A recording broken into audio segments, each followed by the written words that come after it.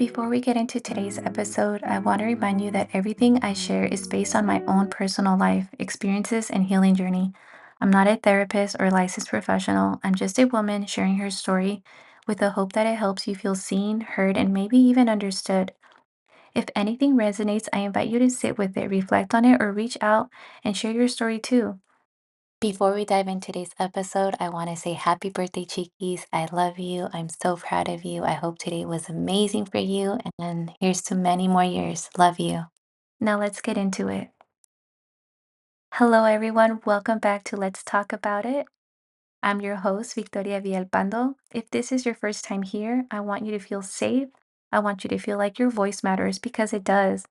Your story matters, who you are matters, and this space is for all of us, not just for me, not just women, not just moms, everybody.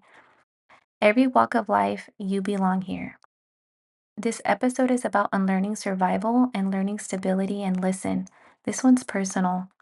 I want to start by being very transparent. I'm still that little girl healing while becoming the woman, the mother, the daughter, and the one day wife. I'm creating a business. I'm speaking my truth on this podcast, and I'm learning how to help others find their voice too. And I don't want you to think that this podcast is just about heartbreak because if you stick around, you're going to learn so much more through my healing and maybe even discover a few pieces of your own. For a long time, I lived in survival mode. I didn't know how to regulate my emotions. I didn't know how to process pain. I didn't know how to ask for what I needed, but I did know how to keep going. I did know how to hustle. I knew how to love others even when I didn't know how to love myself. But survival isn't the same as living. Now I'm learning to unlearn all of that, to let go of the patterns that kept me in the fight or flight mode, to finally breathe. And I'm learning that stability doesn't just come from having a home or a job. It comes from knowing yourself, knowing your worth, knowing when to rest, knowing when to trust God instead of trying to fix everything yourself. There's this idea that you have to turn every negative into positive, but sometimes it's not about fixing the moment. Sometimes there's beauty in what actually is happening right now. There's life in the stillness. There's life in the experience, even when it's painful, especially when it's painful.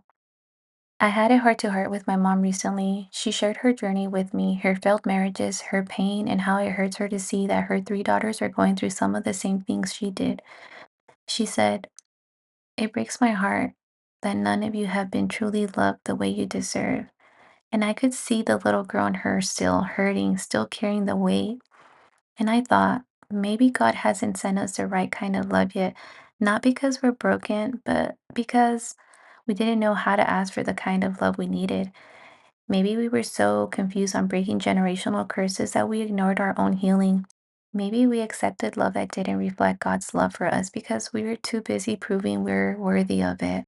I don't want a checklist husband. I don't want someone who's perfect on paper. I want to love the man I marry. I want to marry the man I love. I want to be in love, not because he completes me, but because I know God created him for me and me for him. That's the kind of love I'm waiting on. That's the kind of love I want to show my boys. If I ever made my boys feel like they weren't enough, I'm sorry, truly, because they are the reason I keep going. My oldest son, we have had our ups and downs, but you always gently remind me of the woman I've become, not just a mother, but an amazing individual.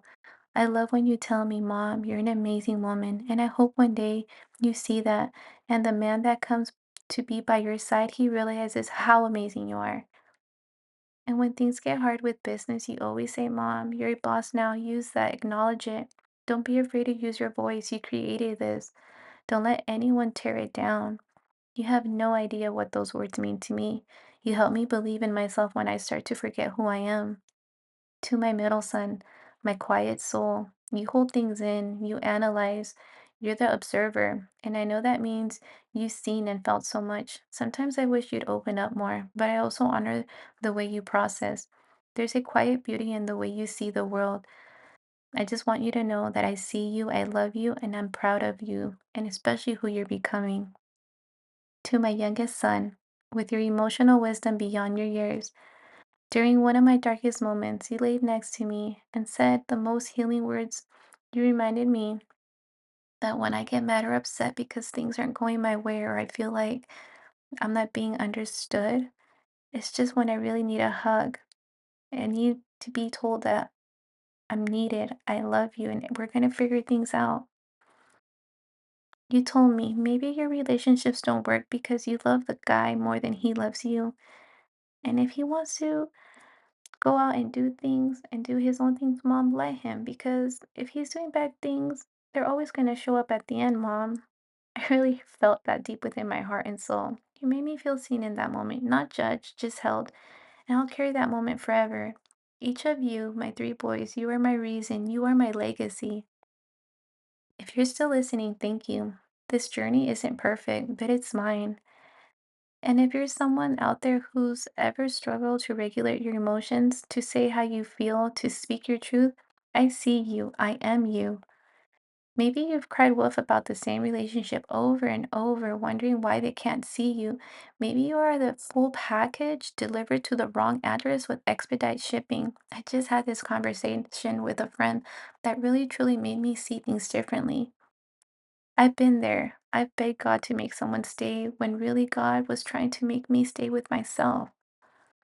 Give yourself some grace, give yourself some peace. Learn from your patterns. Don't be ashamed of your growth. This space was created so we can talk about it, all of it, the healing, the hurting, the breaking, the rebuilding.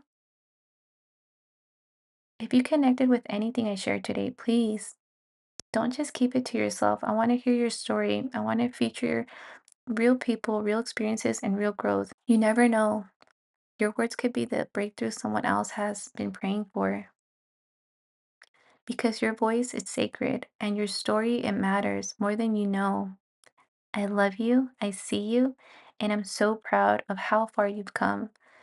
This is Let's Talk About It, and we're just getting started. Until next time, bye.